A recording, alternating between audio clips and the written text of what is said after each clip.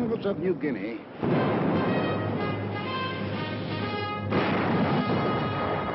on the barren shores of the Aleutians, in the tropic heat of the Pacific Islands,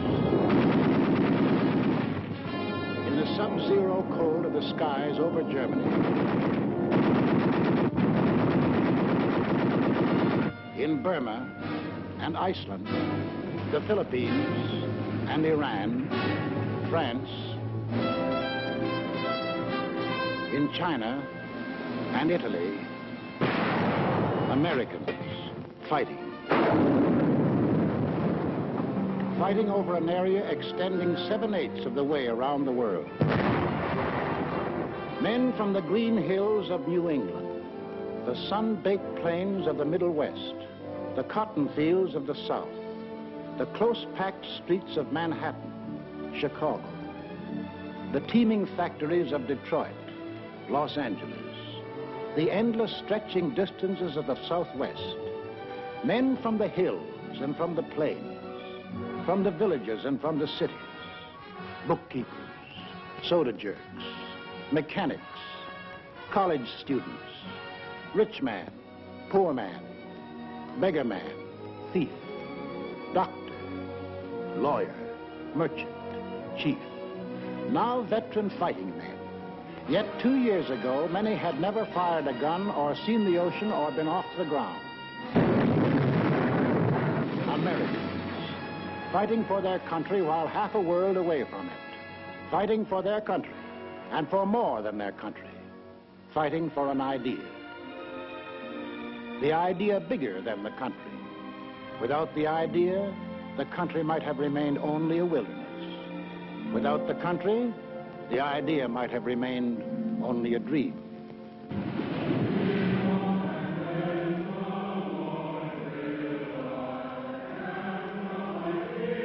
Over this ocean, 1607, Jamestown. 1620, Plymouth Rock. Here was America, the sea, the sky, the virgin continent. We came in search of freedom, facing unknown dangers rather than bend the knee or bow to tyranny. Out of the native oak and pine, we built a house, a church, a watchtower. We cleared a field, and there grew up a colony of free citizens. We carved new states out of the green wilderness: Virginia, Massachusetts, Rhode Island, Carolina. Then came the first test in the defense of that liberty. 1775, Lexington. Our leaders spoke our deepest needs. Colonists are by the law of nature free-born, as indeed all men are. It is the right of the people to alter or abolish it, and to institute new government. These are the times that try men's souls. But as for me, give me liberty, or give me death. In the midst of battle, it happened. The idea grew. The idea took form. Something new was expressed by men, a new and revolutionary doctrine, the greatest creative force in human relations. All men are created equal. All men are entitled to the blessings of life, liberty, and the pursuit of happiness. That's the goal we set for ourselves. Defeat meant hanging. Victory meant a world in which Americans rule themselves. 1777, Valley Forge. We fought and froze, suffered and died. For what? For the future freedom of all Americans. A few of us doubted and despaired. Most of us prayed and endured all. 1781, Yorktown. Now we were a free, independent nation. The new idea had won its first test. Now to pass it on to future Americans. The Constitution, the sacred charter of we the people. The blood and sweat of we the people. The life, liberty, and happiness of we the people. The people were to rule, not some of the people, not the best people or the worst, not the rich people or the poor, but we, the people, all the people.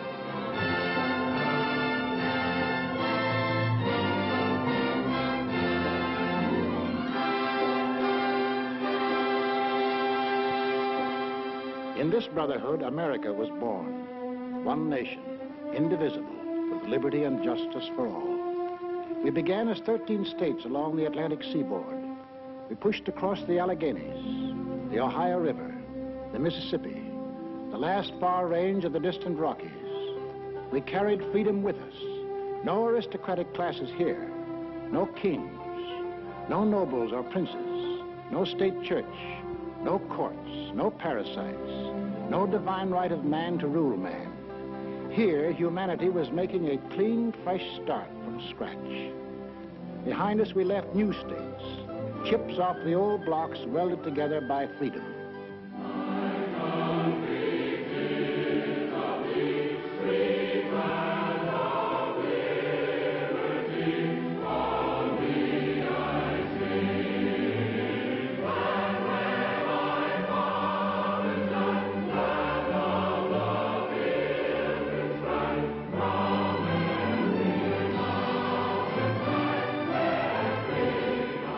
Until finally we were one nation, a land of hope and opportunity that had arisen out of a skeptical world. A light was shining, freedom's light. From every country and every clime, men saw that light and turned their faces toward it. Give me your tired, your poor, your huddled masses yearning to breathe free, the wretched refuse of your teeming shore. Send these, the homeless, tempest-tossed, to me. I lift my lamp beside the golden door.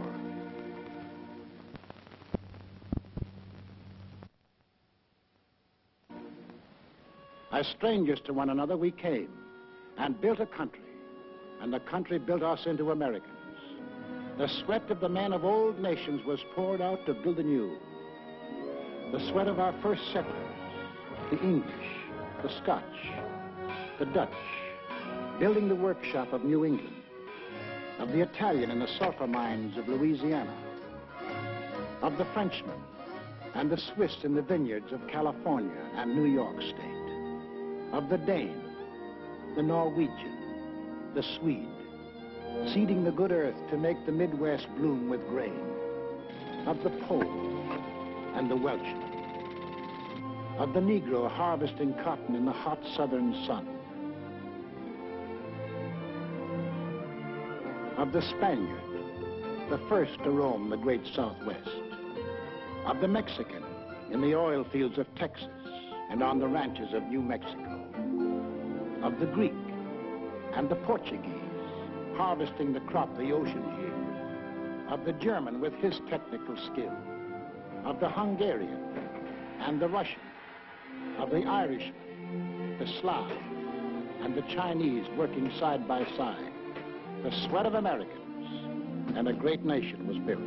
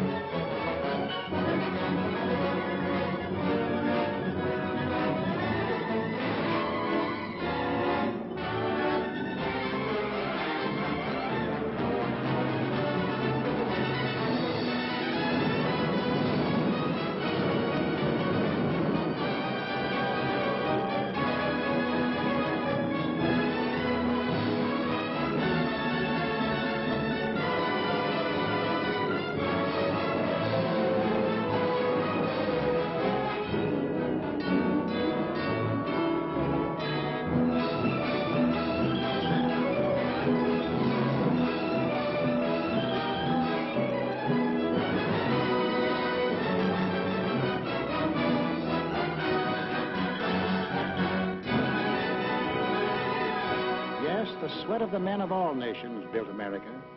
and the blood. For the blood of Americans has been freely shed. 5 times in our history have we withstood the challenge to the idea that made our nation. The idea of equality for all men, life, liberty, and the pursuit of happiness. The idea that made us the people we are. Let's take a look at ourselves before we went into this war. Well, first of all, we're a working people. On the land, at the workbench, at a desk. And we're an inventive people. The lightning rod, cotton gin, the telegraph, the blessed anesthesia of ether, the rotary printing press, the telephone, electric welding, the incandescent lamp, the submarine, the steam turbine, the motor-driven airplane, the X-ray tube, the gyroscope compass, the sewing machine, television. All these and countless more bear witness to our inventiveness.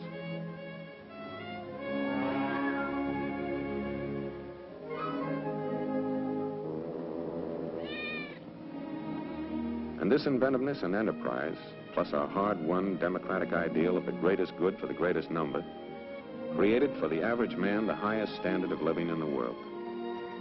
32.5 million registered automobiles, 2/3 of all the automobiles there are in the entire world.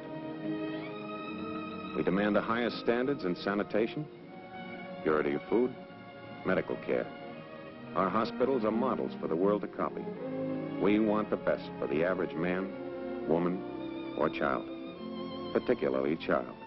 We have reduced the hazard of being born. From then on, we protect, foster, and generally spoil the majority of our children. But it doesn't seem to hurt them much. They go to school, all kinds of schools, to kindergartens, public schools, private schools, trade schools, high schools, to 25,000 high schools, and to college. In the last war, 20% of all the men in the armed forces had been to high school or college. In this war, 63%. We're a great 2 weeks vacation people. We hunt, and we fish.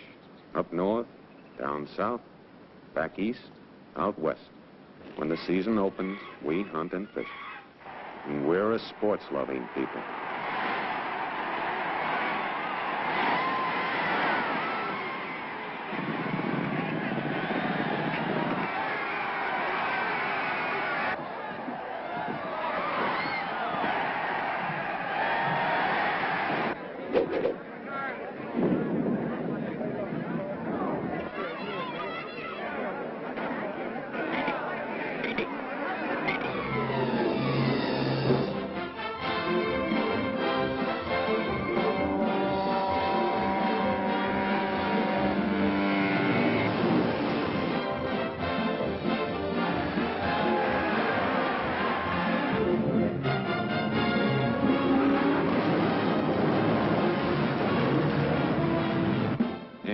Probably the travelingest nation in all history. We love to go places.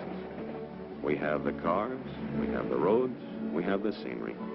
We don't need passports, but sometimes we need alibis.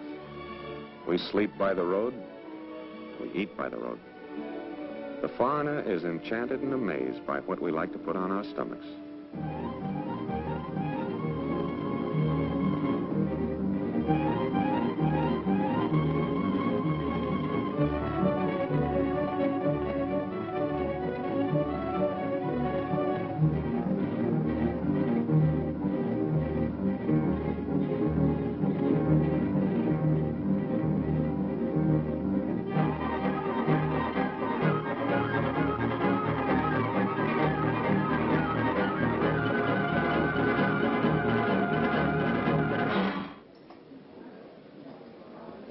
And we're a great joining people. We join clubs, fraternities, unions, federations. Shove a blanket at us, we'll sign up. Radios, we have one in the living room. When you think of refreshment, think of the dining room, the bedroom, the bathroom, in our cars, rinse off. And in case of acid indigestion, in our hands and up our sleeves. does your cigarette taste different lately? Music, we couldn't be without it.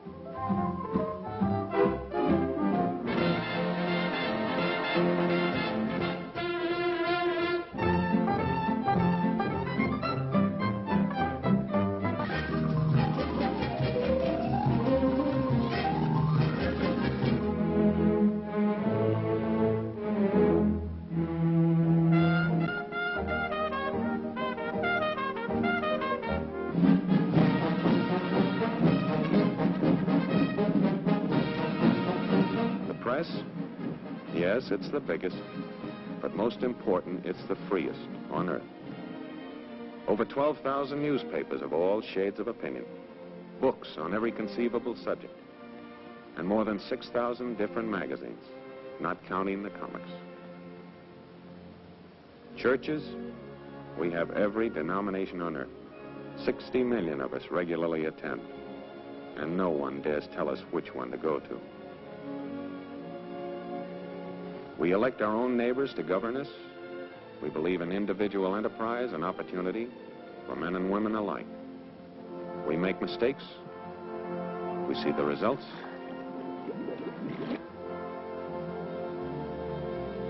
We correct the mistakes. We skyrocket into false prosperities and then plummet down into false, needless depressions.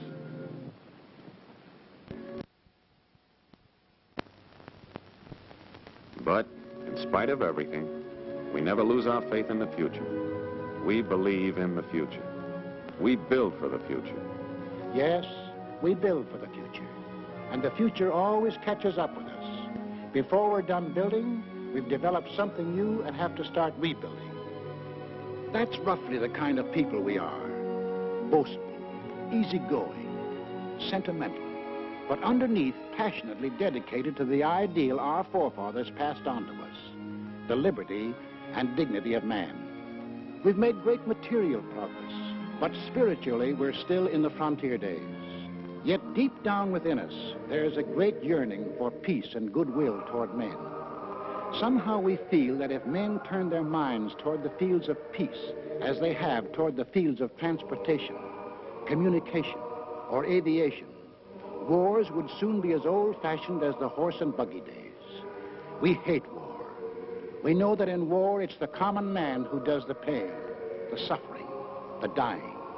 We bend over backwards to avoid it. But let our freedoms be endangered, and we'll pay and suffer and fight to the last man. That is the America. That is the way of living for which we fight today.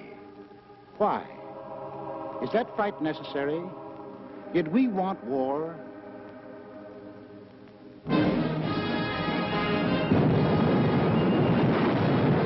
In 1917, before most of you fighting men were born, our fathers fought the First World War to make the world safe for democracy, for the common man. They fought a good fight and won it. There was to be no more war in their time or their children's time. Faithful to our treaty obligations, we destroyed much of our naval tonnage. Our army went on a reducing diet until it became little more than a skeleton. For us, war was to be outlawed. For us, Europe was far away. And as for Asia, well, that was really out of this world, where everything looked like it was torn from the National Geographic. Yet, in this remote spot in Asia, in 1931, while most of you were playing ball in the sandlots, this war started. Without warning, Japan invaded Manchuria.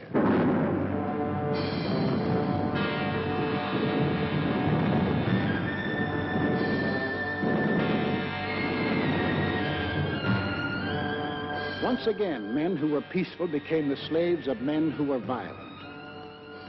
In Washington, D.C., our Secretary of State made a most vigorous protest. The American government does not intend to recognize any situation, treaty or agreement, which may be brought about by means of aggression. But we, the people, hadn't much time to think about Manchuria. We were wrestling with the worst depression in our history. Some of us were out of jobs. Some of us stood in bread lines. Some of us suffered homemade aggression. Some of us were choked with dust. Some of us had no place to go. 2 years later, in 1933, while most of you were graduating from high school, we read that a funny little man called Hitler had come into power in Germany.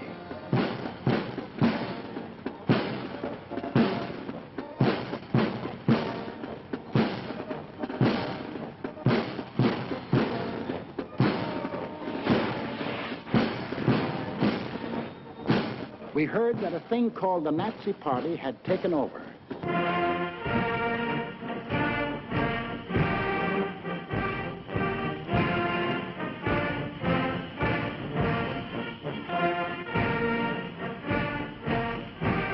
Today we rule Germany, tomorrow the world. What kind of talk was that? It must be only hot air. In 1935, about the time you had your first date, we read that strutting Mussolini had attacked far-off Ethiopia.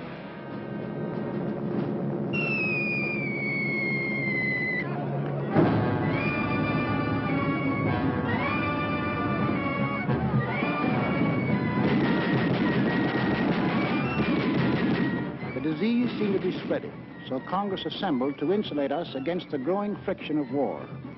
We want no war.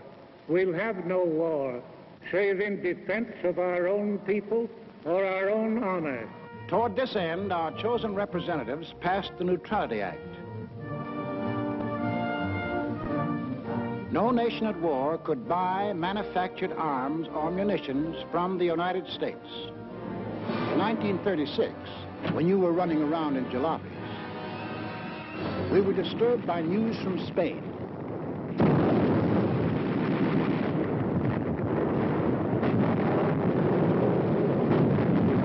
In our newsreels, we saw German and Italian air forces and armies fighting in Spain and wondered what they were doing there.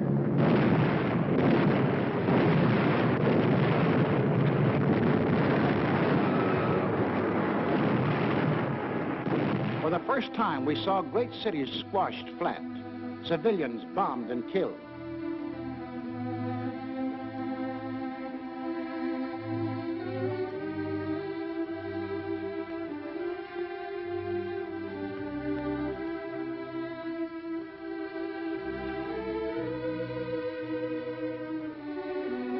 In November 1936, the American Institute of Public Opinion, known as the Gallup Poll, asked a representative cross-section of American people, if another war develops in Europe, should America take part again?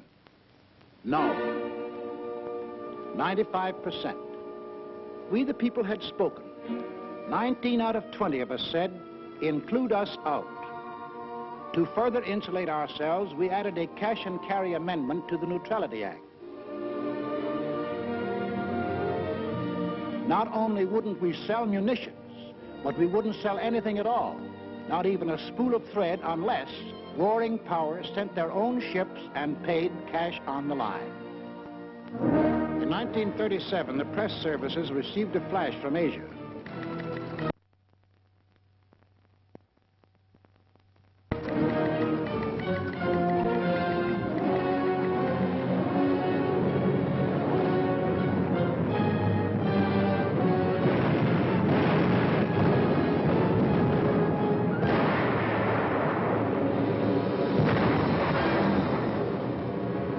The Japs were turning Asia into a slaughterhouse.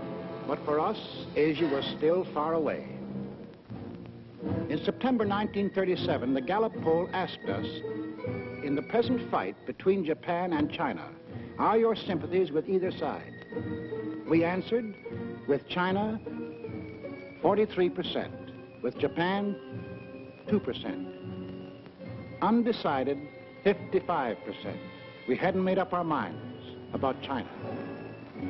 Our Neutrality Act barred sales of armaments only to nations at war. The Japanese had not declared war, So we went right on selling scrap iron and aviation gasoline to Japan. In March 1938, Hitler had not declared war either, but his goose-stepping army suddenly smashed in and occupied all the soil of Austria. 6 months later, Hitler and his stooge met the anxious democracies at Munich. Hitler promised peace in our time if Britain and France would give him that part of Czechoslovakia known as the Sudetenland. Britain and France gave him that part of Czechoslovakia, hoping to avert war. Now we had his word, peace in our time. At home, we began to hear strange headlines. Extra, extra! FBI captured German agent! Read all about it! Nazi Spygate captured! We sat in our theaters unbelieving as motion pictures exposed Nazi espionage in America. As Germans, we know that if America is to be free, we must destroy the chain that ties the whole misery of American politics together. And that chain is the United States Constitution. Could these things really be?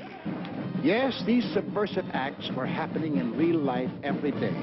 German-American bonds, organized for the purpose of destroying us, marched under our very noses.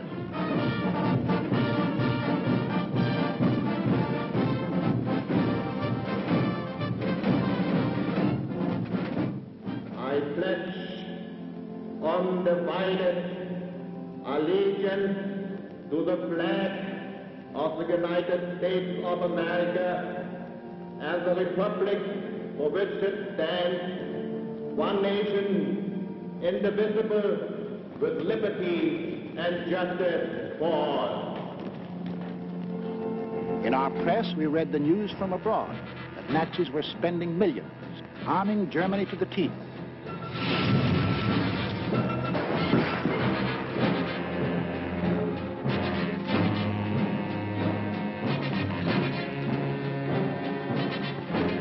We read that the Tokyo Diet was appropriating tremendous sums, converting Japan into one vast munitions plant.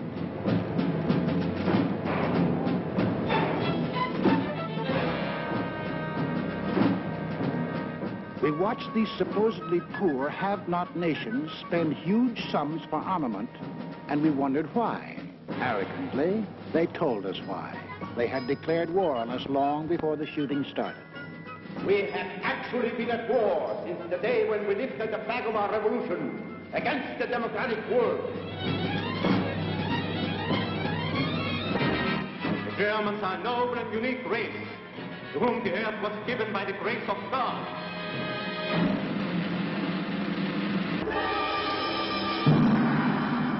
The world must come to look up to our emperor as the great ruler of all nations.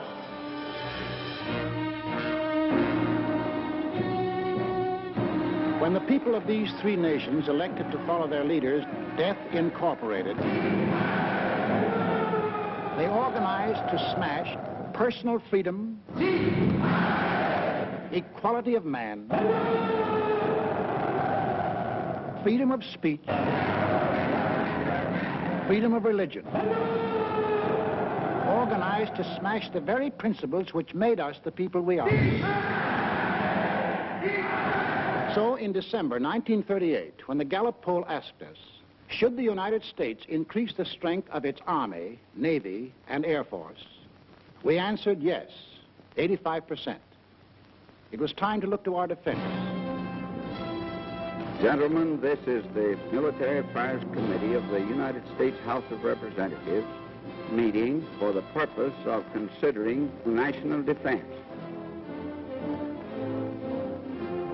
The Navy is asking for an increase of 25% in authorized naval tonnage in view of the grave international situation. Congress, reflecting the voice of the people, appropriated the largest sum for military use ever voted during peace in American history. We didn't dream that a few years later it would look like peanuts. On March 14, 1939, Adolf Hitler broke the pledge he made at Munich. he took over all the rest of Czechoslovakia. There would be no more peace in our time. April 7th, 1939, as we here in America observe Good Friday,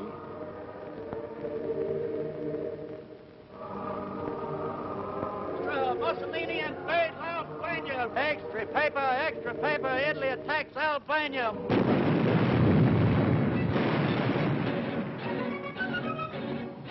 the picture was becoming clear. The conquering forces of violence were being set loose in the world. Where would they stop? In a last desperate effort to avert a world war, President Roosevelt, as a neutral, sent messages to Hitler and Mussolini, asking their promise to respect the independence of 30 free countries. To Adolf Hitler, this message was a huge joke as he repeated the names to a jeering Reichstag. Sweden, Denmark, Niederlande, Belgien, Großbritannien, Irland, Frankreich, Portugal, Spanien, die Schweiz, Liechtenstein, Luxemburg, Polen, Ungarn, Rumänien, Jugoslawien, Russland, Bulgarien, Türkei, Irak, Arabien, Syrien, Palästina, Ägypten. This was the only answer the president received. On September the 1st, 1939, the Nazi army smashed into Poland.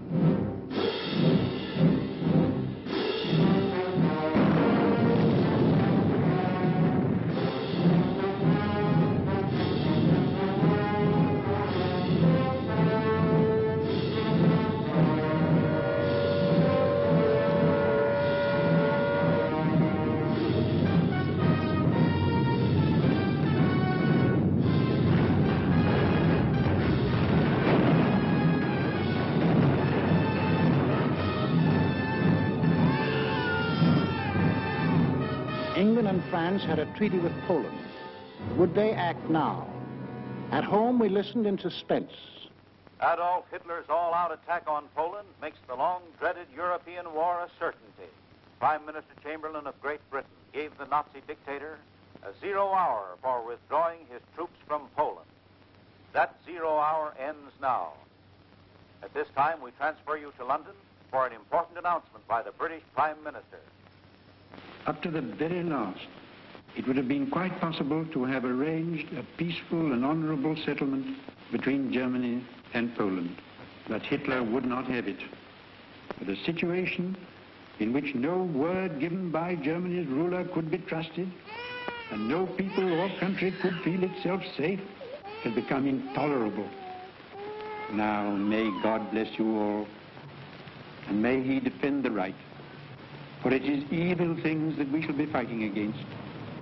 And against them I am certain that the right will prevail. 6 hours after Great Britain declared war on Nazi Germany, the Republic of France followed. All France is in a maelstrom of activity. The Maginot Line has already opened fire on the Germans. The sparring is ended.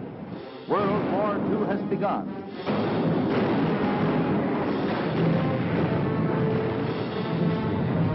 At home, we were asked, what country do you consider responsible for causing this war? Germany, 82%.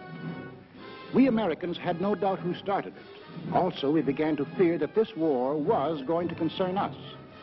President Roosevelt called a special session of Congress to reconsider the embargo against selling munitions.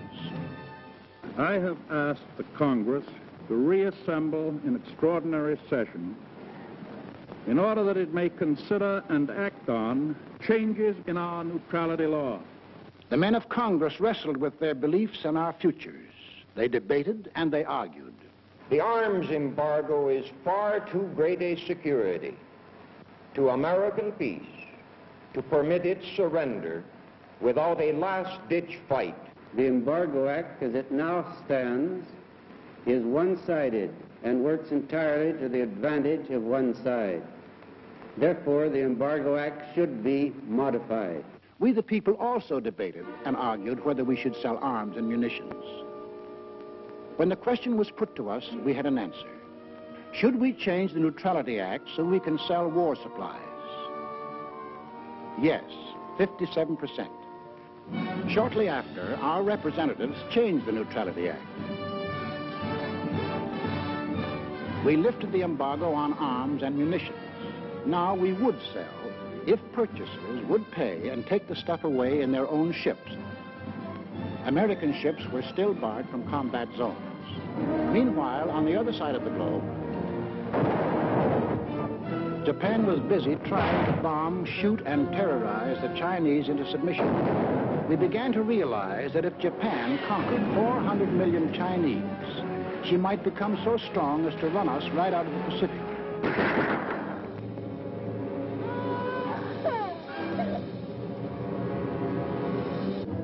You will remember that 2 years earlier, in September 1937, when we were asked, in the present fight between Japan and China, are your sympathies with either side? Only 43% were with China. Most of us were undecided. In June 1939, when we were asked the same question, 74% said we were with China.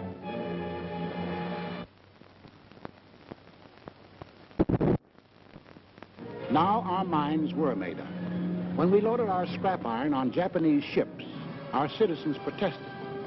Let Mr. Atchison, Assistant Secretary of State, tell us the inside of the story.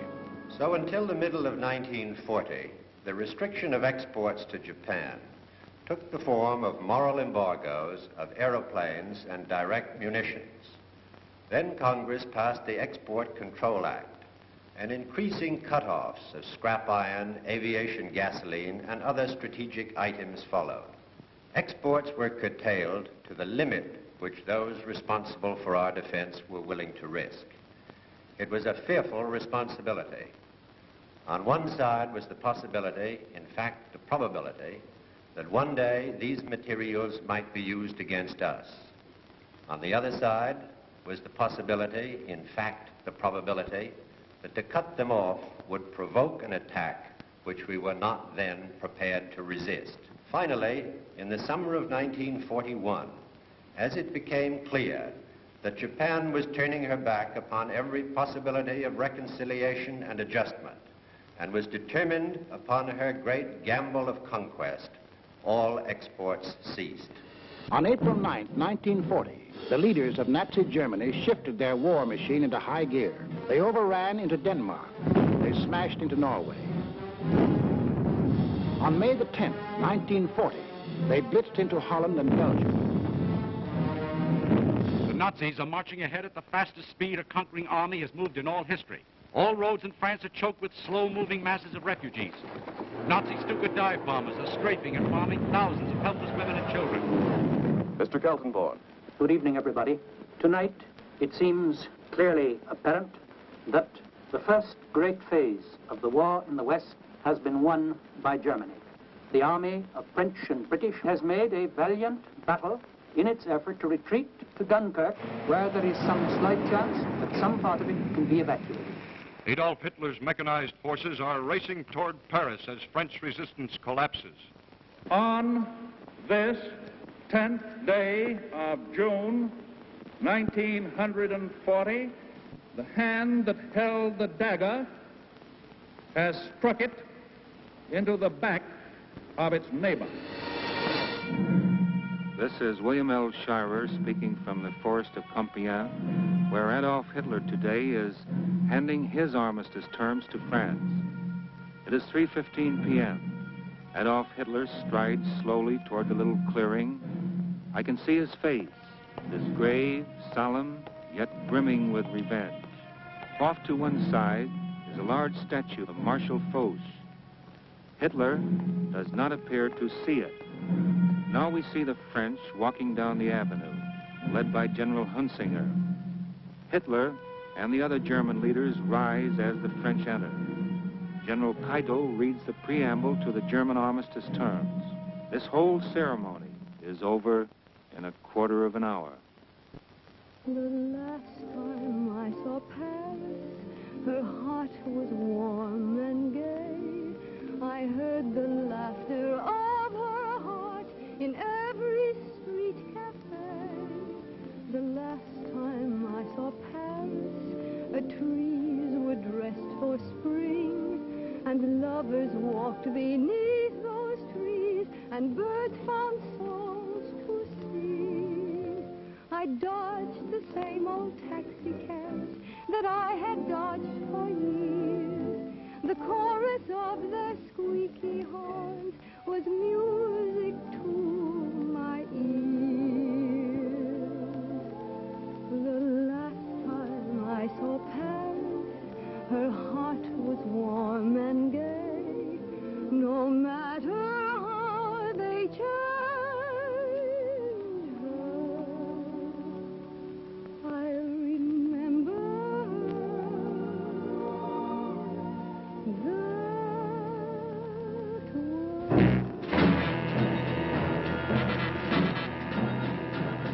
conquering armies now stood on the shores of the Atlantic.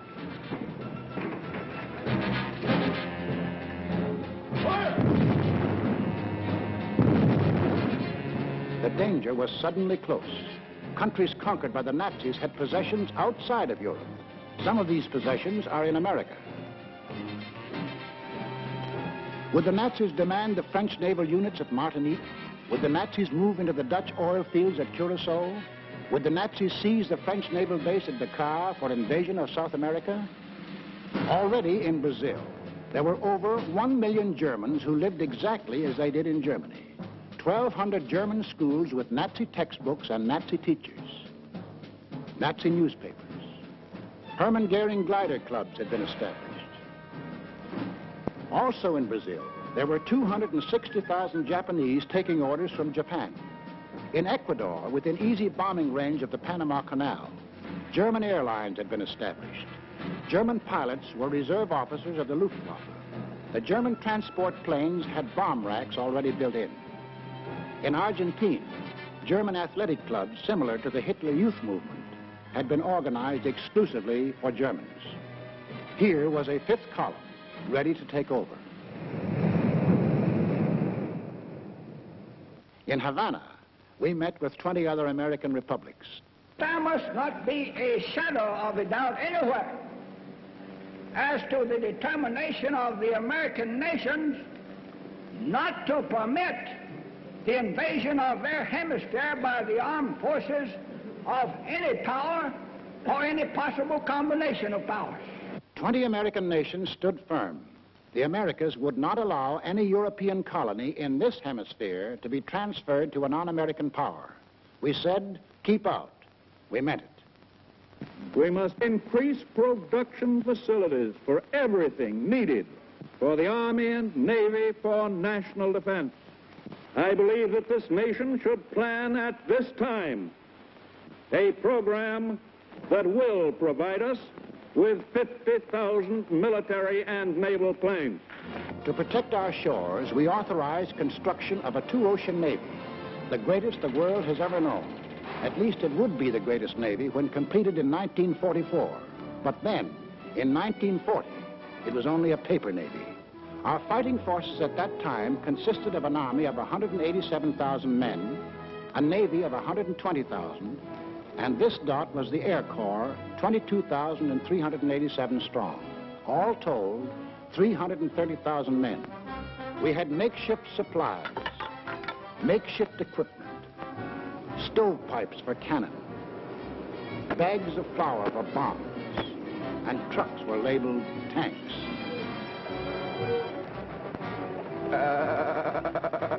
Our infantry had exactly 488 machine guns. We possessed 235 pieces of field artillery, 10 light and 18 medium tanks. That was the Army of the United States in May 1940, the month in which the Nazis overran France. So we called our Minutemen, the National Guards of the 48 states, and placed them into federal service.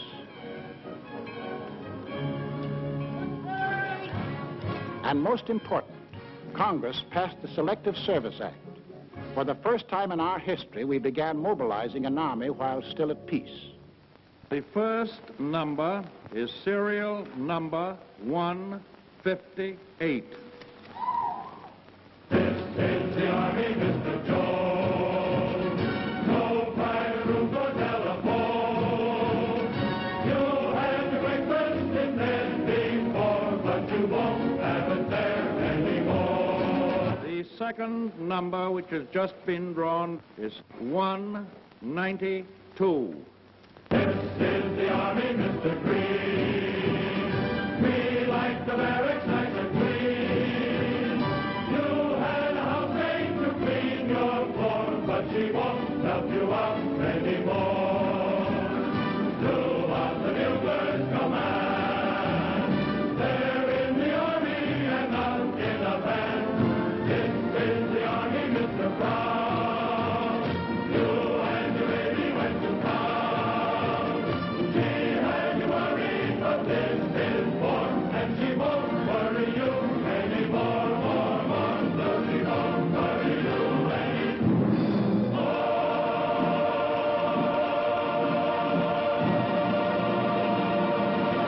wasn't too soon. Time was running out. The Nazis had begun their shattering blitz on Britain. Hello, America. This is Edward Murrow speaking from London. There were more German planes over the coast of Britain today than at any time since the war began. Anti-aircraft guns were in action along the southeast coast today.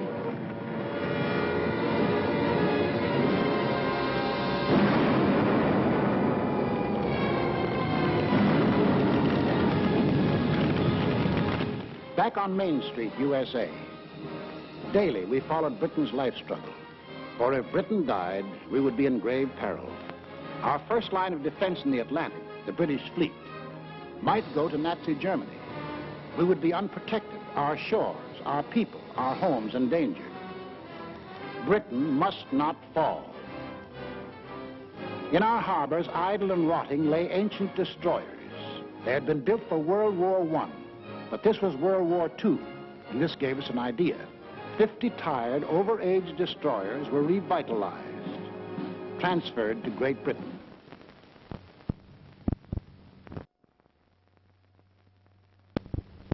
In return, we acquired further protection of our shores. We received a chain of bases stretching from Newfoundland to British Guiana. These bases threw a steel wall around the Caribbean. These bases gave new safety to the Panama Canal. It was now clear to the aggressors that we were conscious of the threat they represented to our country. Mr. Burley, Assistant Secretary of State, will tell us how they got together and tried to scare us off. From 1936 on, it became increasingly clear to the world that Germany, Italy, and Japan were pursuing a common pattern of aggression both in Europe and in the Far East. On September 27, 1940, these three powers signed the so-called Pact of Berlin, or Tripartite Pact, a treaty of far-reaching alliance. By that treaty, it was provided that the three countries would assist one another with all political, economic, and military means when one of the powers was attacked, note particularly the use of the word attacked, by a power not then involved in the European War or in the Chinese-Japanese conflict. The last of these provisions was aimed directly at the United States. Tokyo celebrated.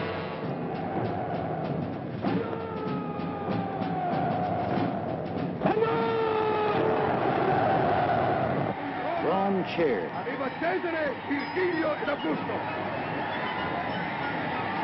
Berlin hired itself forth.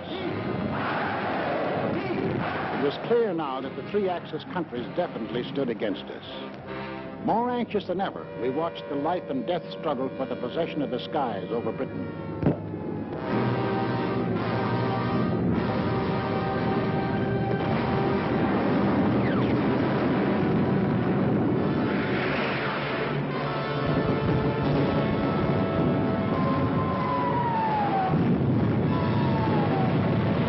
Despite the propaganda and confusion of recent months, it is now obvious that England is losing the war.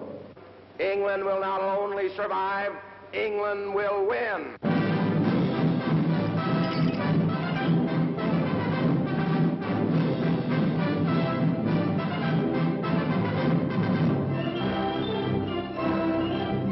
So, when we were asked, should we keep out of war or aid Britain even at the risk of war? Aid Britain even at the risk of war, 68%. Thus, the march of conquest of the self-termed master races changed our national attitude from 1936, when only 1 out of 20 Americans thought we would be involved in war, to 1941, when 14 out of 20 Americans were willing to risk war if war was necessary to ensure Axis defeat. We shall send in ever-increasing numbers ships, planes, tanks, guns. That is our purpose and our pledge. By an overwhelming majority, Congress passed Lend-Lease, Bill number 1776, another declaration of independence. Independence from tyranny, 1941 style. On April 6, 1941, the Nazi juggernaut overran into Yugoslavia and Greece. On June the 22nd, 1941, the success-crazy Nazis took their longest step toward world conquest. Without any declaration of war, they blitzed into Russia.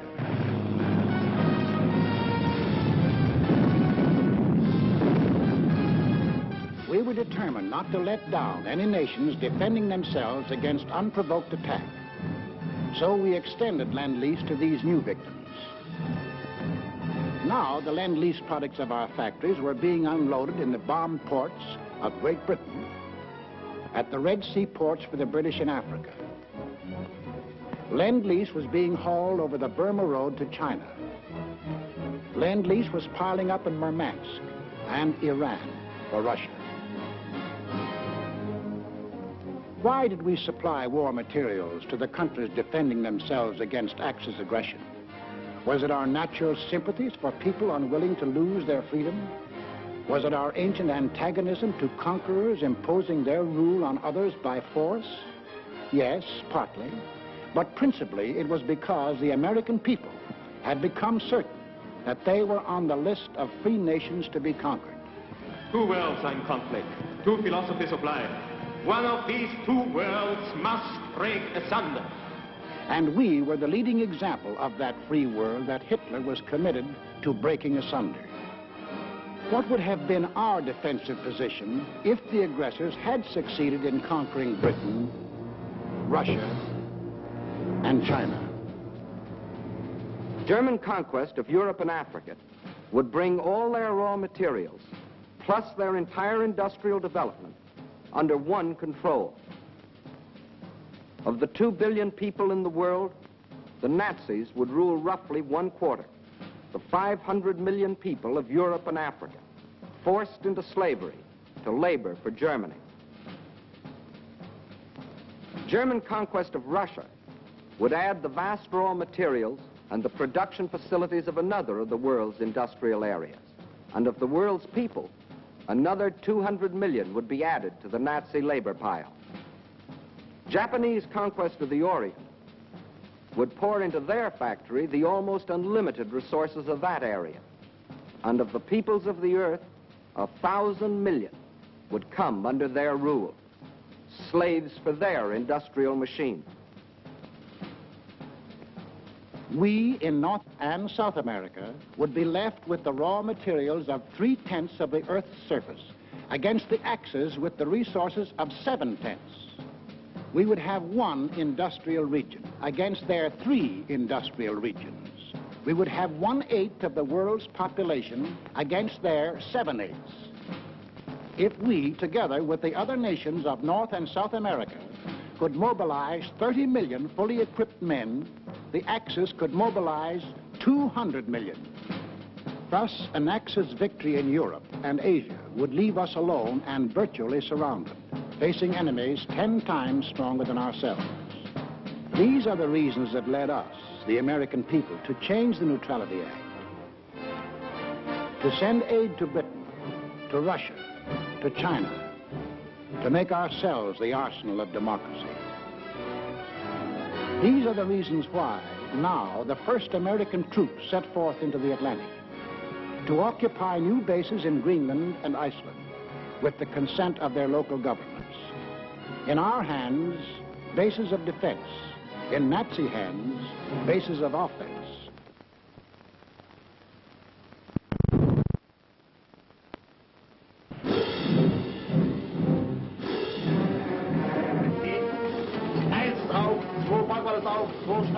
The Germans opened unrestricted submarine warfare.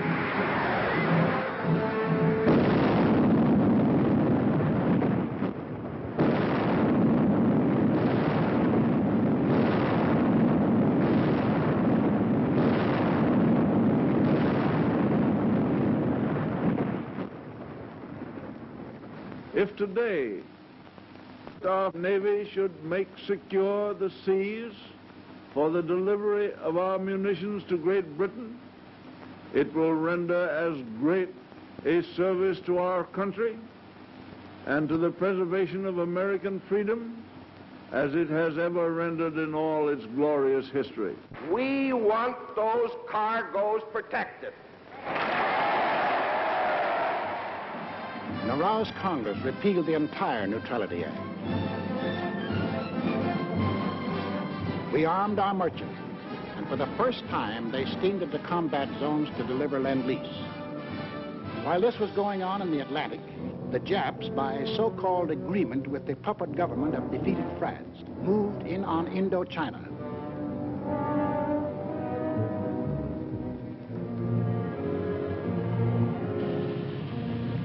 There were now only two threats to their plan for conquest of Greater East Asia. First was their northern neighbor, Russia, the only military power within striking distance of Japan. The Nazis were taking care of Russia. The second threat to Japanese conquest was us. Japanese southward expansion was too dangerous to attempt with our bases still standing in the Philippines and our supply lines open to Wake, to Midway, and to Hawaii. We were in their way. We had to be removed, but in the Japanese way. Off to Washington went Special Ambassador Kuroso on what the Japs said was a mission of peace, but carefully synchronized with his departure from Tokyo was the departure of a Jap task force under sealed orders, not on a mission of peace. On November 14th, Mr. Kuroso arrived in San Francisco, smiling his toothy smile as he sang the old song of Japanese friendship. The Japanese were a peace-loving people. Their whole policy was devoted to the establishment of permanent peace in Asia. Our aid to China was delaying the establishment of that peace. Our refusal to sell them oil and scrap was interfering with the establishment of that peace. Our objections to their taking over the East Indies, Greater East Asia, was an interruption in the establishment of that peace. All they wanted was peace. On November 17th, Mr. Kuroso and Japanese Ambassador Nomura were received by the President in the presence of the Secretary of State, Cordell Hull. It very quickly became clear that the Japanese had brought no new proposals and that the Japanese intended to continue their campaign to conquer China and all East Asia. However, on November 26th, our Secretary of State presented the Japanese with the basis for peaceful agreement between the two nations. The proposal was forwarded to Tokyo. The Japs had to stall for time, but only a short time. The task force was nearing its goal. Sunday, December 7th, 1941.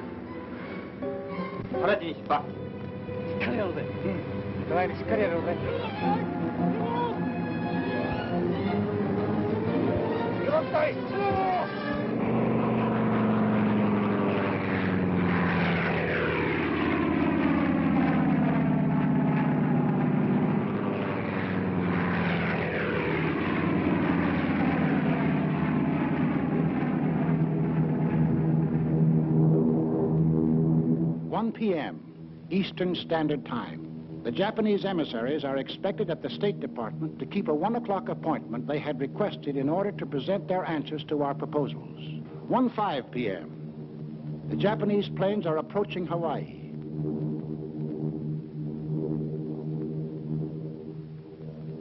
1:10 p.m. The Japanese emissaries telephoned to postpone their appointment until 1:45. 1:20 p.m.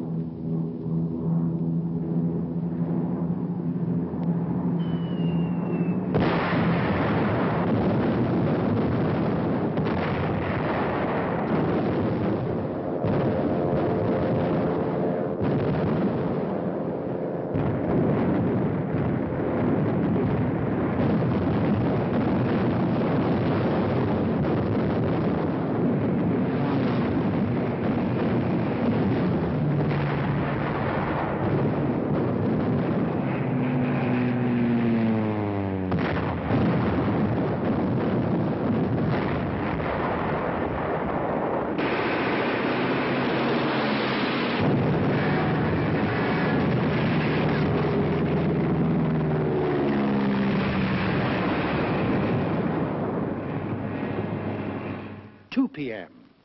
The Japanese envoys, smiling and correct, arrive at the State Department. 2:20 p.m.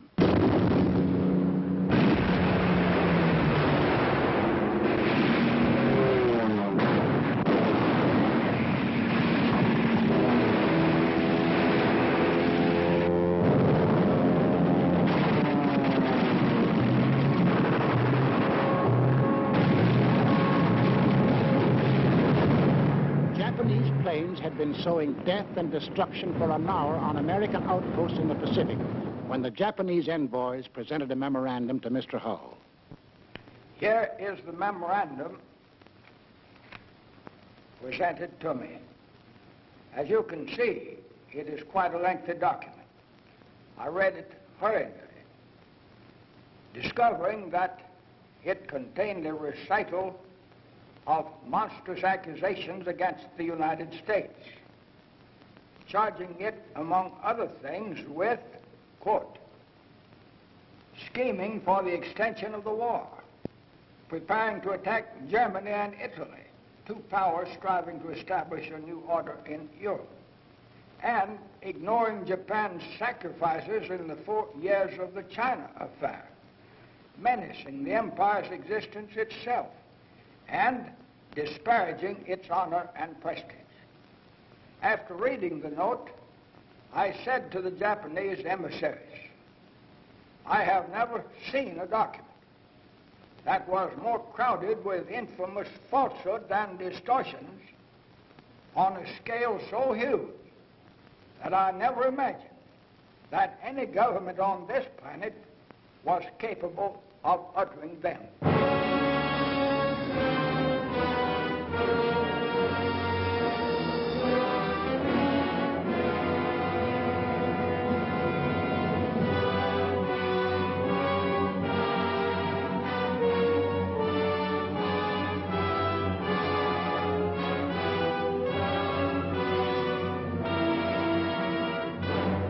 I ask that the Congress declare that since the unprovoked and dastardly attack by Japan on Sunday, December 7, 1941, a state of war has existed between the United States and the Japanese Empire.